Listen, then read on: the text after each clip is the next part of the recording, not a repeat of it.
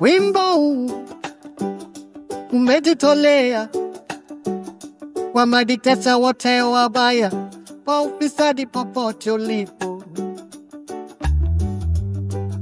Ikiwa uko karibu au mbali, vijana kote ulimwenguni wanacheza tu kwa ajili yao, ili waweze kusikia. Ikiwa kiatu kinafaa usijali, iko tayari kwa miguu yako, atoka ndamizaji dhidi ya watu wako.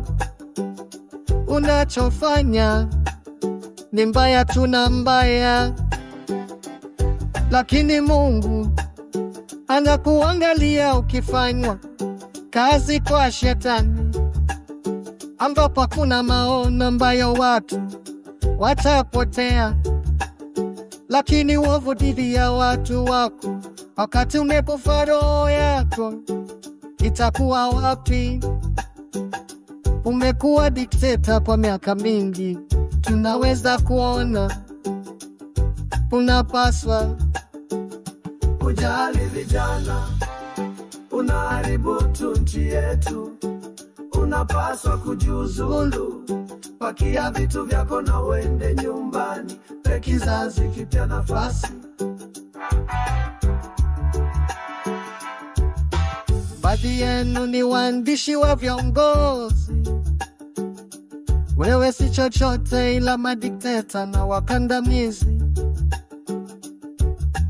Baadhi yenu ni maafisa wa zamani wa jeshi, baadhi yenu waliingizwa na mabwana watumwa, baadhi yenu mlianza mchanga na kuwa mzee sana katika nguvu. Unapaswa kuwa katika nyumba ya uguzi, kuhesabu saa yako. Nisema hivyo kwa sababu ujali vijana, unaharibu tu nchi yetu. Unapaswa kujiuzulu, pakia vitu vyako na uende nyumbani, pe kizazi kipya nafasi. Ni wakati wa wewe kwenda nyumbani, tatu na uangalie. Wewe ni mwovu tu kwa shetani na mbaya. Umeshindwa watu wako wasio na hatia, kwa sababu unafanya kazi tu kwa shetani. Unajali tu kuwa na nguvu inayoitwa nguvu. Mungu ndiye pekee ambaye ana nguvu ya kweli na yenye nguvu. Lazima nikwambie kwamba siku zako zinahesabiwa na saa, kwa sababu ujali vijana, unaharibu tu nchi yetu.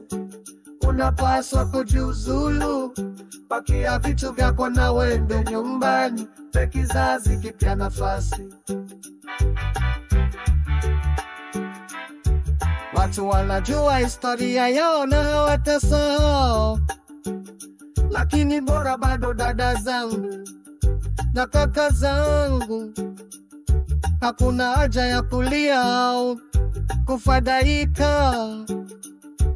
Ninajua kuwa siku moja mambo yatakuwa bora.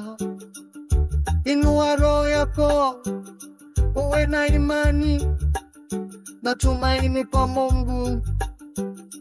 Viongozi wengi waongo, dikteta wengi sana, mambo mengi mabaya juu yao ambayo inaposikitisha.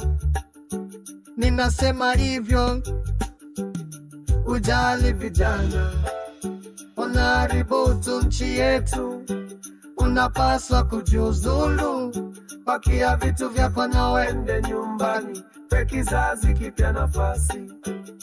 Watu wanajua historia yao na hawatasahau, lakini bora bado dada zangu na kaka zangu, hakuna haja ya kulia au kufadhaika. Ninajua kuwa siku moja mambo yatakuwa bora. Inua roho yako, uwe na imani na tumaini kwa Mungu. viongozi wengi wa uongo, dikteta wengi sana, mambo mengi mabaya juu ya ambayo inakusikitisha.